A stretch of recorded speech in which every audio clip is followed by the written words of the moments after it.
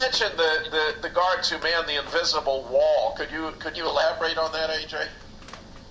Well, the way I try to explain it is that there's sort of this Disney World government that nobody can see, and you have like Mickey Mouse, Donald Duck, Goofy, Bozo the Clown, and what I call the Budweiser, and these characters are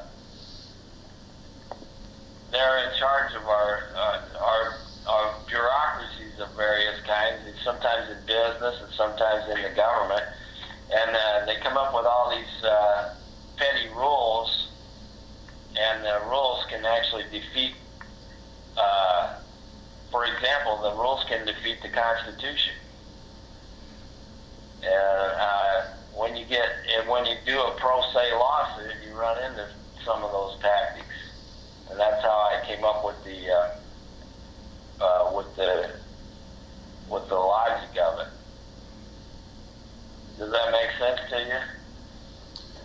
Well, I think you're doing what you can with what you've got to promote your views and try to improve the situation you confront. I think that's quite admirable. Even if you're not always successful, it's got to do with fighting the good fight. Yeah, like for instance, you take a guy like Dick Cheney, right? He got up and lied and said we had mass destructions and weapons of mass destruction in Iraq, and then Halliburton makes a fortune out of it. Now, if you were to sue him, he would suddenly turn into the biggest Donald Duck you've ever seen, trying to duck out of that lawsuit. You know what I mean? Yeah, chances are. I regard Dick Cheney as the most despicable person to ever hold high office in the history of the United States. Yeah, me too. So anyway, that's what I mean by Donald Duck. You see, he's going to evade any effort to bring him to justice.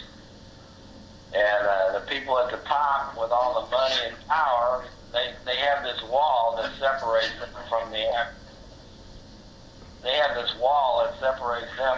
average people. And if the average people try to obtain justice against these people on the other side of the wall, they can't get through it. It's an impenetrable wall. So does that describe it? Well, is this related to your views of